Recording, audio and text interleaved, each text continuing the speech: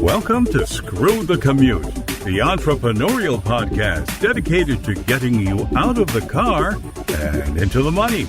With your host, lifelong entrepreneur and multimillionaire, Tom Antion. Hey everybody, it's Tom here with episode 140 of Screw the Commute podcast. Let me ask you, how many of you have built up a business and sold it? Well, that's just one of Annie Meehan's accomplishments, and we'll meet her in a minute. Last episode was 139. That was podcasting behind the scenes. It was one of my Monday training sessions, but I brought on my right-hand guy, Larry Guerrera, and he was telling you all the things we do with the podcast after it's recorded. There's a lot of stuff there. Now, our podcast app is in the iTunes store. You can also check it out at screwthecommute.com/app, where we have complete instructions to show you how to use all the fancy features so you can take us with you on the road. And also, please tell a friend about this. You probably know somebody that always wanted to start a business or struggling in business. Well, this would be a great podcast for them. So tell them about it, and they can subscribe over in iTunes. Or any place, really. We have probably 25 different places where quality podcasts are listed, and we're everywhere. Now, I got a big freebie to thank you for listening to this podcast. It's my $27 ebook, How to Automate Your Business. And just one of the tips in this ebook has saved me over 7 million keystrokes. Probably, since we did that a couple years ago, probably 7.5 million keystrokes. All right, so you really want to get that. Check that out at screwthecommute.com/automate free. Screwthecommute.com/automate free. And I've got an extra little bonus over there for you I think you'll like. All right.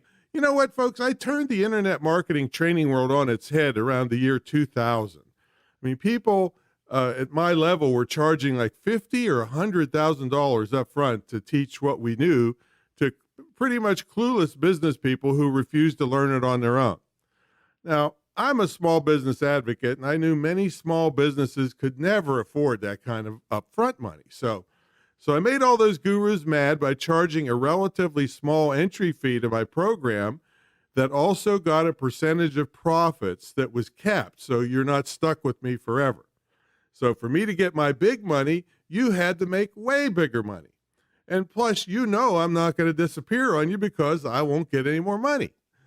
So our sponsor this week then is me and the Internet Marketing Retreat and Joint Venture Program, where myself and my staff work with you for a year to either get you started in an internet business or to use the internet to take your existing business to the next level. And you can check all the details at greatinternetmarketingtraining.com, greatinternetmarketingtraining.com. And of course, everything we mentioned today will be in the show notes, so you can easily click on things if you're driving or working out. And I also took it one step further. It's never been done before. I have a big estate home and a TV studio where my students, as part of their year-long training, come and actually stay in my house for an immersion weekend. And that's just one of the unique features of this program. So greatinternetmarketingtraining.com. All right, let's get to the main event. Annie Meehan is an international motivational speaker based out of the Minneapolis area.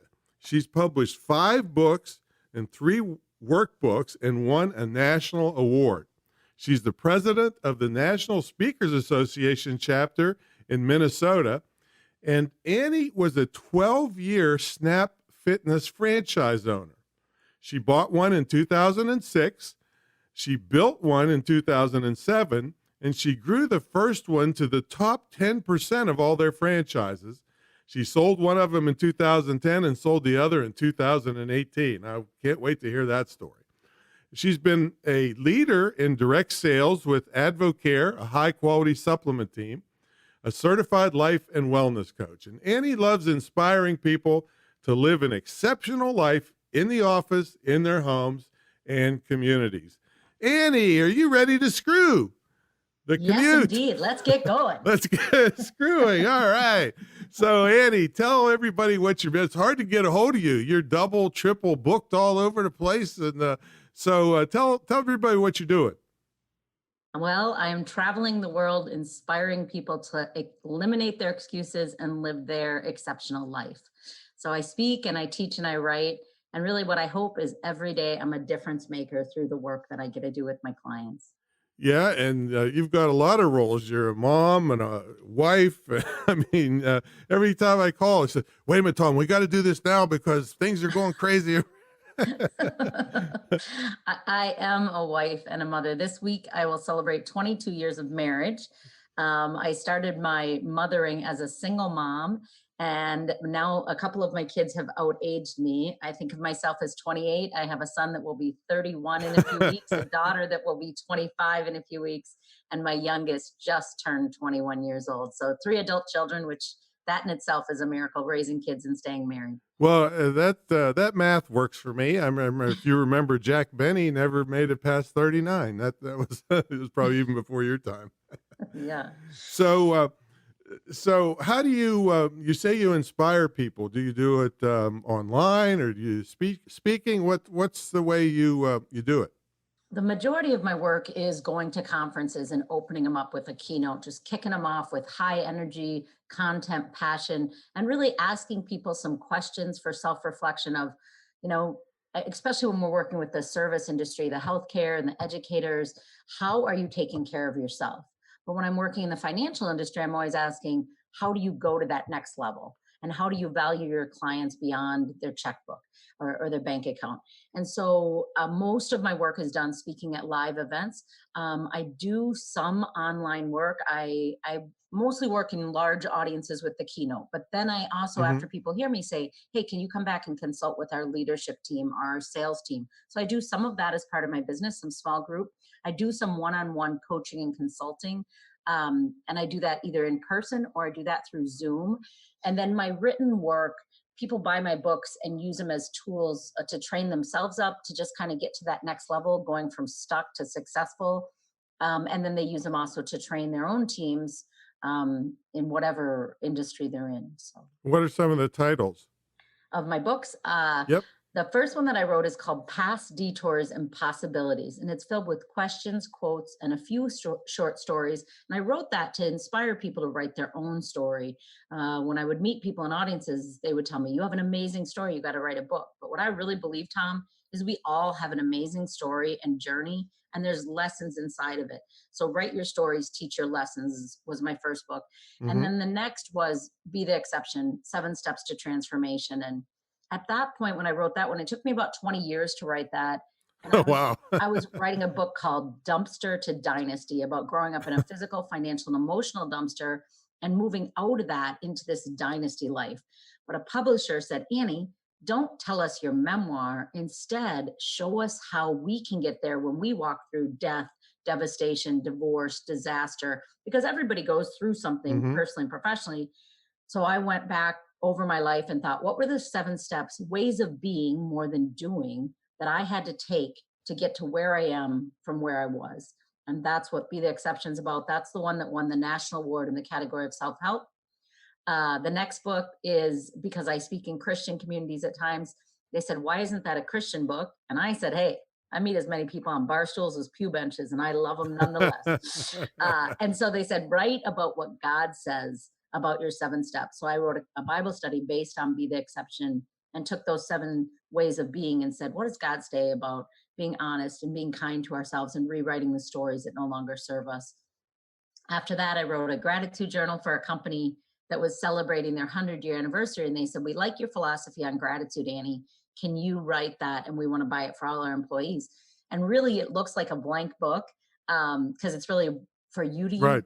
But the first page has directions. And what it says is, if you write down every night 3 to 5 things you're grateful for and read them every morning, that's a good thing. You will have a good life. It keeps your mindset positive before you go to bed and as you wake up. But really, that's all about you. And I don't believe you can have a great life when you're just all about yourself. So if you want to live a great life, then also write down 1 or 2 ways you were generous by buying someone a cup of coffee, by offering a smile, by going out of your way to offer kindness and encouragement to those around you. And then I think we go from good to great. So that's the next book. And then So that one didn't take 20 years though, right? that did not. That took about, well, more than 20 minutes, but not quite. But people love that tool. They'll email me and Of say, course, Annie, I started using it and I got much more positive and I got less about myself, less self-focused. So that's been a great tool. And then my last one just came out. And actually this Thursday is my book launch on it. And it's called The Pineapple Principle. And I heard a poem and it goes like this: be a pineapple, stand up straight, wear a crown, and be sweet on the inside. Be a pineapple. So that's kind of cute, right, Tom? Yeah. Yeah. But being cute is not really how I teach, because I'm a person that believes there's depth to people and to life and to business.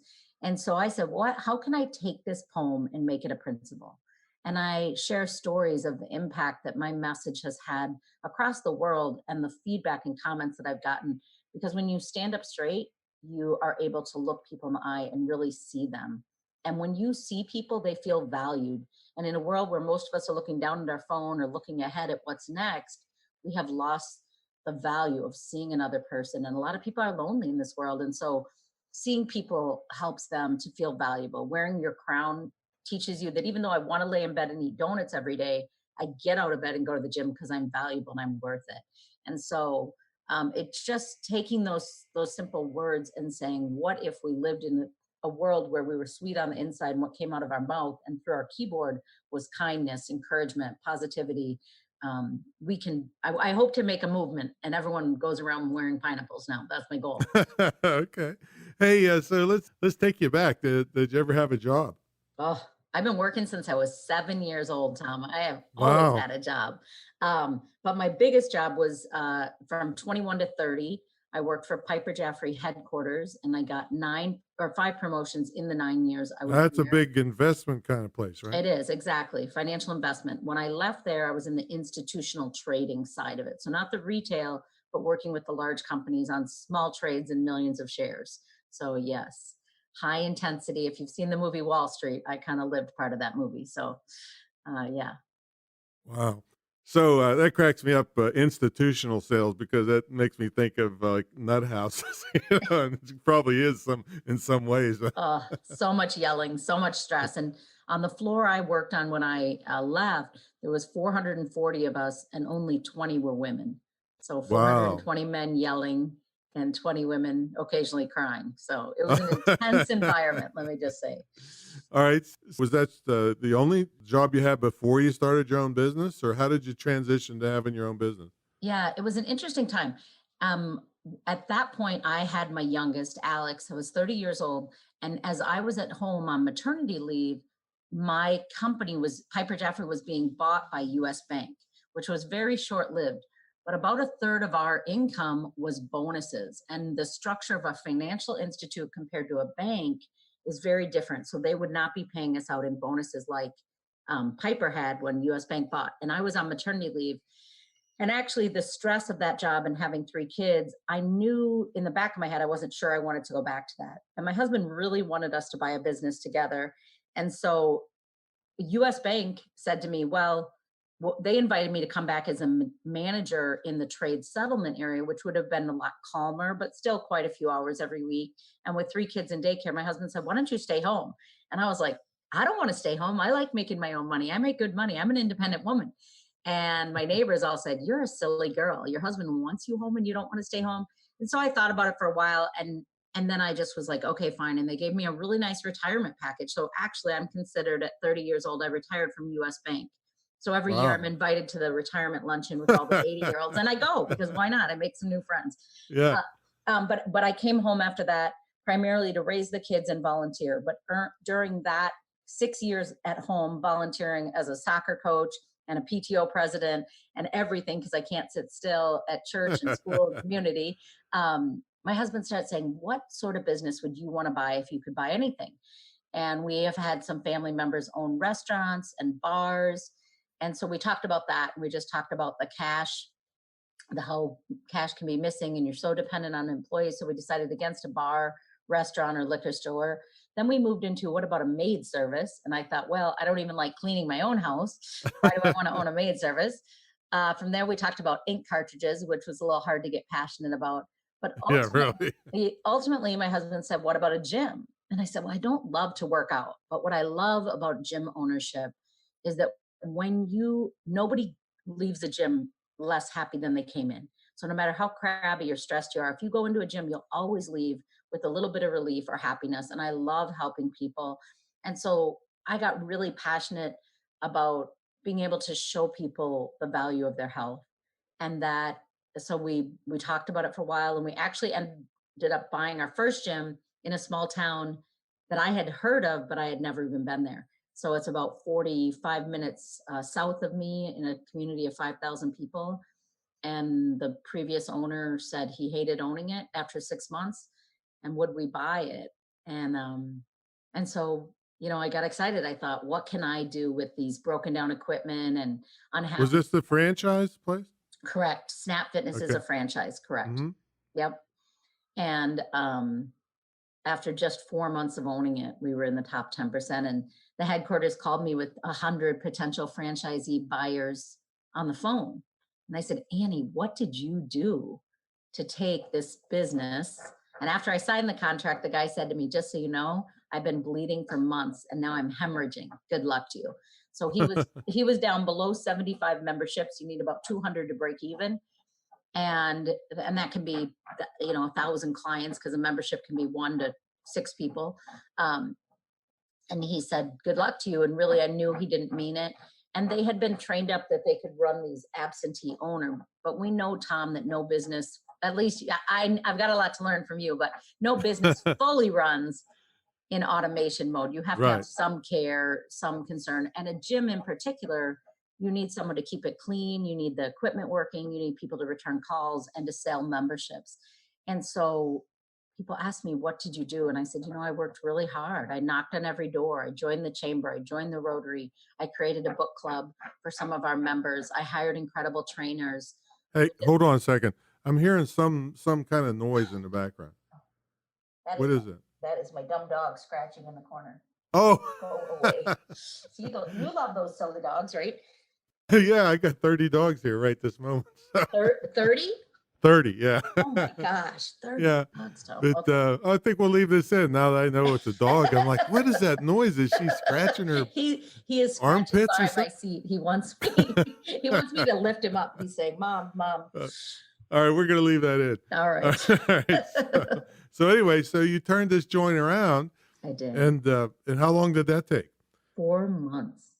How many? Only 4 months. And that's 4 why months. they said, what did you do? And I said, I worked hard. I do believe in working smart, but I also believe in working hard, and just created an incredible community of members. And my trainer was awesome, and just, it was an incredible adventure. Challenging. So how many members did you build it up to? Well, when we hit that point, we were over 450 memberships, but that's probably about 2,000 members. And this was in a 1,900 square foot facility. So these franchises, when they first came out, Snap Fitness, were designed to be 2,000 square feet or less. So that is a small facility for a gym. Our second one was 3,400 square feet. So you said in the intro, it said that you built the next one. So what does that mean exactly?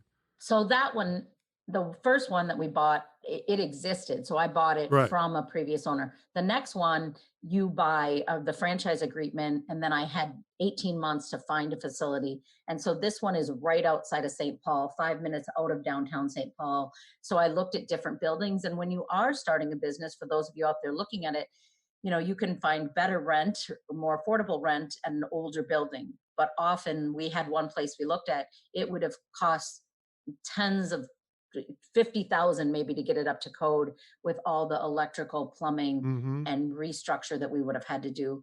And then there was another building down the street, which was brand new and beautiful, but the rent was 2 to 3 times as much. And so you have to think about, do you want to invest on the front end? So we ended up going with the more expensive building. And from that was just a bare open space. We built it up into a beautiful facility, 3,400 square feet gym. At one point, we had 4 different personal trainers working there, and a great part-time staff, but just a beautiful facility, and it backed up to a gated community. So we really. So did you just pay for all this, or did you get loans? How did you finance the getting the place ready and equipment and all that stuff? How's that work? Yep. The majority of the money we were able to work from our first gym because we were Hmm. doing really nice cash flow on that and able to take that Okay. and reinvest it in the second. We knew a year out we wanted to, because initially we had bought that area, but the other one came up for sale.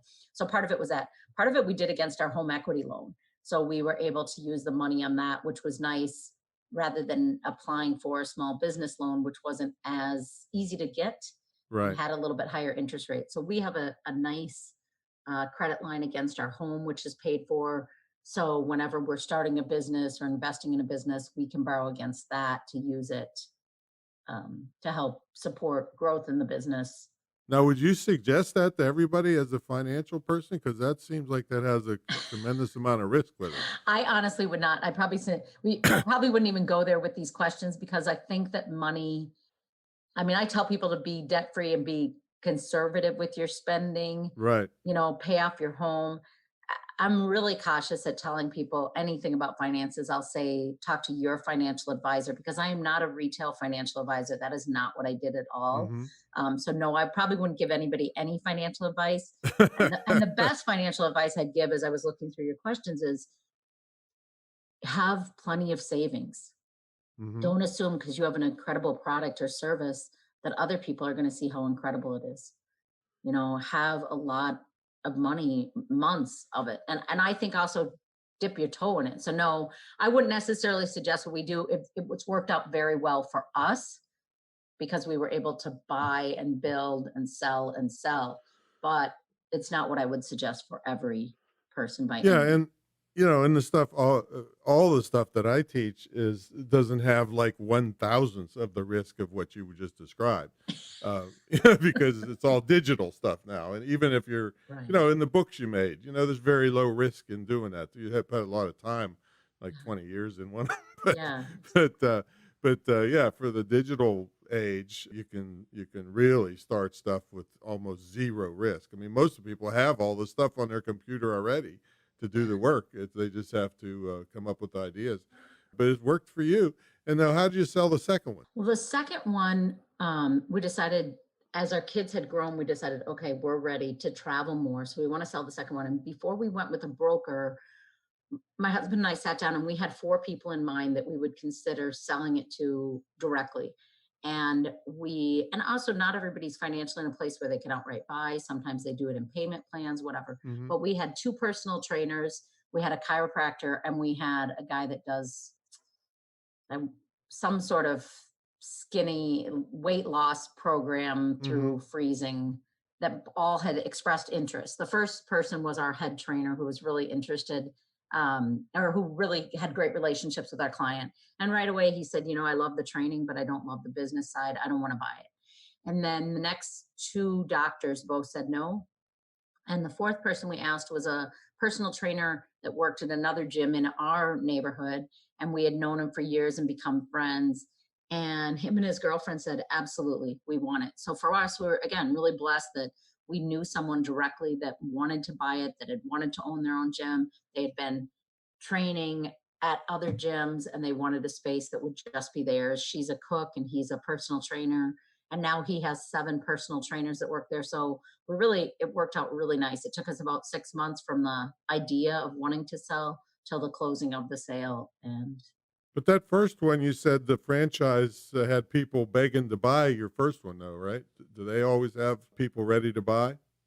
oh, I'm sorry, they weren't begging to buy our franchise. They had contact. So this is headquarters of Snap Fitness had contacted Hmm. me and said, will you teach 100 potential buyers? So I got on a call with 100 buyers across the United States. And they Oh, asked I me see. step by step, what did you do to take one that was hemorrhaging, as the guy described, and take it to success?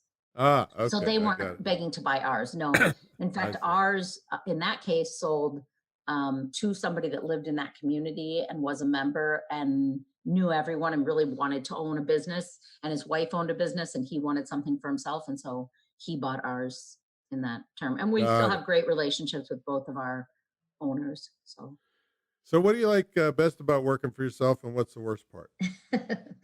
um, I love that. I love that I have freedom. And I heard a speaker the other day, an NSA speaker, and he said, everybody has a negative characteristic. And he put all these negative characteristics up, and then you had to pick one. And the first one that came in my head was messy. But then after you chose yours, he said, there's a positive to it. And the positive to messy people is they're super creative. And so when I talk about freedom, I am a very creative person. I get up with 5 new ideas of new businesses and new places and new people that I need to connect with every day. And so that freedom to be who I am, the freedom to not have somebody tell me what I have to do, that flexibility, I love that. I love being able to get up and plan my own day. I love that there's no limits to how far my reach can be and how big I can grow. I love working for myself because I think I crack myself up all day, and that's fun. I love being able to work inside or outside. I love that I can travel and still work. There's so many things about owning my own business and the extension of my impact that I can make that I know would be restricted if I worked for somebody else. Yeah, now that messy thing, I saw an article one time and I just latched onto it because it claimed that if you have a really stark desk that's all perfectly lined up and everything's on as perfect, Yep. it's actually harder and makes your eyes more tired because of those sharp angles. And so I thought, perfect excuse for me. I work day and night. I never get tired. And that's the reason I'm messy. There See? you go. It's a That means positive. you're creative and you have freedom in your mind. Yeah. What's the worst part? There's 2. I thought about that and I thought the first one is that lack of schedule I love also can be a detriment, because if there isn't someone here telling me what I have to do and giving me a deadline and having to get it done, I am highly motivated and self-driven. But there's days that I think, you know what, I'd rather go to the movies or I'd rather play outside or whatever. So that lack of schedule can be a detriment. And the other hard part of working for myself more than anything is that it's inconsistent pay. You can have one month where you are rocking and rolling and doing great, and you can have the next month and there can be nothing. And that is a really challenging thing to budget, especially when you are helping kids pay for college and you're independently buying your health insurance. Those places don't care if you made money or not. The bills still do, right? Whatever the bill is. So inconsistent pay is a challenging part of working for yourself. There you go. So what kind of things do you look for business-wise? Like who hires you to speak, and what kind of things, where can people go buy your books and all that stuff? I feel like I'm pretty blessed that I get hired about, I'm hoping to speak 100 times this year. I just booked my 52nd one for the year, and I speak to a lot of different audiences, and more than anything, because I'm talking on people skills. So from sales teams, from financial industry to healthcare to nursing, I'm leaving tomorrow to speak to a company that works with cars and credit. So I have a variety of audiences, but people find me mostly word of mouth. I mean, I spoke last week in Vegas, and I walked away probably with 50 speaking leads for all across the US and Jamaica. So I'm really excited about that. Where can people find me? Well, my website, if they Google Annie Meehan, they will most likely find me somewhere. I have almost 200 videos on YouTube. Annie Meehan is ANNIE, and then Meehan's MEEHAN. So if they Google me, they can find me on YouTube. My website is the same as my name. My email is the same as my name. Amazon has 3 of my books on it out of the 5. And so I'm out there a lot. I have an online course. A few people have bought that. It's a small number still, but that's a great way. If people can't afford me or have a time or money restriction, they can download my online course and watch it over and over again. It will take them through steps and stories of how to use these tools to apply to their own life and their business, and how to grow it to the next level. I mean, I'm always growing. I'm always setting the next level goal. What else can I do? How many more lives can I impact? How can I teach people to be kind and encouraging to themselves and their staff? Yeah, and we'll have the links. We'll dig all the links up to that stuff and have them in the show notes so people can just click. But they can Google. It's your name's fairly easy to spell. Annie, ANNIE, and then MEEHAN. That's how you'll find her. So, Annie, we're going to take a brief sponsor break. So when we come back, we're going to ask you what a typical day looks like for you, maybe one on the road and one at home, and then how you stay motivated. Awesome. All right, if you want someone to hold your hand through internet marketing, building an online business, you came to the right place. You got to check out my mentor program. It's the longest running, most successful, and most unique. And one thing I didn't tell you, it also includes a scholarship to my licensed internet marketing school.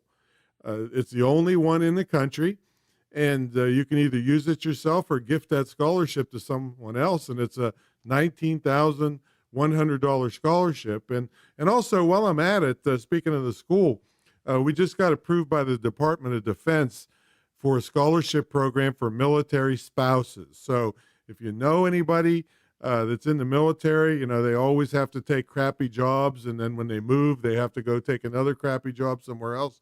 This will allow them to keep good income coming in for their military family. So check that out. All right, let's get back to the main event. Annie, so what's a typical day look like for you? Let's say if you're on the road speaking, and then let's say if you're in the home working. So which, give us both of them. All right.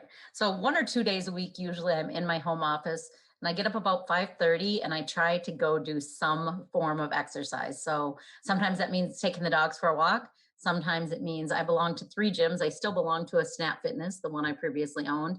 And then I also belong to a yoga studio, and I also belong to Orange Theory. That doesn't mean I go, but I try to go. Membership. So I try to get up and exercise. And then I come home and I always have a to-do list. I try to write a to-do list before I go to bed at night. So I get up in the morning and I know what's on my schedule. Am I running to the post office, mailing books out? Am I writing for more choose letters? I do a choose letter twice a month, and I try to sit down at least once a month and write down 10 of those. Am I following up on leads from previous speaking, or am I doing outreach to new leads? I try to fill out at least 2 RFPs if I'm in home at the office. I just look for different conferences. For everybody, that's a request for proposal. Oh, sorry. Yeah. RFP. RFP, request for proposal. People that are looking for a speaker, and they want to know what's your topic and what's your takeaways, what will be the outcome of the audience. And then I mean, it's amazing how fast a day goes too, Tom, doesn't it? Yeah. I can start early and I can still not be done by 8 at night. And I don't mind that because I truly I love my work.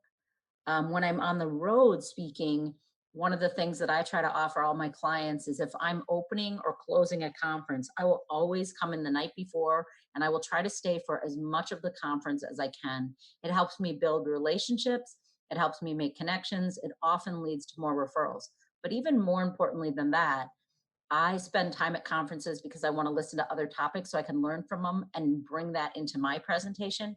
But also, when you go in and get to know your client, get to know the audience, what happens is they feel like you're talking with them, not at them. Mhm. So, and also some of my best research is at the bar the night before I speak, because people get honest in bars, and you Right. sit behind them, they'll tell you stories,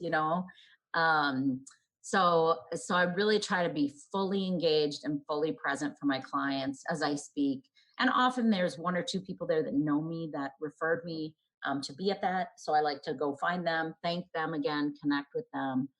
I try to go above and beyond in all that I offer my clients. I try to have a schedule with my social media. That is one thing I try to be consistent with. I do a vlog on Mondays. I do a Tuesday testimonial. I do a blog, so a video blog on Mondays, and then a blog written on Wednesdays. I do a LinkedIn or Facebook Live on Thursday. Right now, I'm presently working with a client. Customer Contact Week out of Vegas is coming up. So every Friday, I do different posts to promote their event. So I get to speak at that. Magic Johnson is the closing keynote for it. So I'm pretty excited to be invited into that conference to speak. So Fridays, I do those. My nickname's Authentically Annie. So when I'm on social media, I'm always trying to represent my professional, but also my personal side, so that people know not just what I do, but who I am. And so they can align with that and feel connected to me as a human being. Because sometimes when you're on the stage, people think you have it all together and your life is all Yeah. perfect. And some people want to represent that, but I never do. I always want to represent authentically. I struggle, I have challenges, I have a lot of success, but it's not easy for me, and not every day is perfect or easy, but I'm always willing to do the work to make it the best day it can be. So what motivates the motivator? Yeah. Really, I would say, Tom, the thing that motivates me the most is how I grew up. And I was a very sad, depressed young lady from the time, probably as young as I can remember, till I was 20. And I think at about 2021, and I was a young single mom, I remember thinking, no, I'm done being sad. I'm done feeling sorry for myself. I am going to become. And that motivation is so huge internally in me. And I Mhm. know that I get to make a difference in people's lives, that it gets me up, fired up every single day. That it is not just a speech. It's not about money. It's not about power and influence. It is about truly in all of me knowing that I have the privilege to be a difference maker and to speak that into people's lives. That everybody has excuses, everybody has struggles, everybody has stories, but each and every one of us each day can make the choice to live extraordinary, to live exceptional, to be kinder than people are to us, to be more generous than we've been given, to truly believe that our little piece of the world, our little piece of impact can make a bigger difference in the world than any politician or that any figurehead. And that's what I try to teach people. People get mad about the news or politics. And I'm like, what if it's about you? What if it's about you being the difference maker? What if you're the one person that does that? And Tom, it drives me every day on my tired days, on my worn out days. I get up and I think, you can do this because your words today will touch someone in a way that they've never been talked to or seen or heard. You have the privilege to speak encouragement into another person's life. So my work is my driver because it really makes me feel like I make a difference in the world. For sure. Now, was your woes as a child from a traumatic event or just from a family environment or what? Yeah, pretty much all of it. So at 10, our house was flooded. At 11, we lost everything in a fire at our house. At 7, my mom left my dad. I'm the middle of 7 kids raised by a single mom who my dad drank himself to death as an alcoholic. My mother is mentally ill, undiagnosed, and untreated. And so I grew up in a garbage house. I grew up, Mm. so that's why I say dumpsters. Like physically, we grew up in a hoarder house. I didn't know anyone else lived like that. My mother was severely depressed. There was a lot of tears, a lot of yelling, a lot of violence. And financially, we were so poor, we literally got food out of dumpsters at seasons in our life. Wow. And by the time I was 18, I had moved 83 times. I never had a home that really felt like home until this one that I live in today. And so I had a lot of trauma, and being the middle of 7 kids, I lost a brother to suicide, his son 22 years after that took his life. So there's a lot of sadness, trauma, and not all my siblings feel like I do. Like some are still bitter. Like we had an Mhm. unfair life. Why are you kind? Why are you happy? Why are you nice? But for me, Tom, every day I get up and go, oh my gosh, I'm alive. I have a beautiful family. I have a beautiful home. I'm healthy. How can I go out in the world and bring good? Because I know somebody has a story like mine or one piece of my story and is living in sadness. What if I can help them break out into this place of joy that I live? Doesn't mean life isn't hard, doesn't mean there aren't sad days, but 99 days out of 100, I'm happy. 99 days out of 100, I have a perspective of gratitude and the privilege to be generous to other people. And that brings me tremendous joy. Wow. Very, very inspiring. In fact, I can hear the dog getting inspired down there again. He says, come on, mom. Let's go. Let's go play. That is exact. They are waiting to go to the dog park. That's next on the schedule is the dog park, and that's their favorite. Well, thanks so much for taking the time, Annie. Very, very inspiring. I'm sure you've touched tens of thousands of people around the world because most of us didn't have that kind of mess to start with, and you somehow turned it around, which is just amazing. So thanks so much. For everybody listening, all Annie's stuff will be in the show notes. Make sure you get a hold of her books, and if you need a inspirational speaker, well, there you go, right there. I'm telling you. So thanks so much, Annie. Thank you, Tom. Have a wonderful weekend. All right, we'll catch you all on the next episode.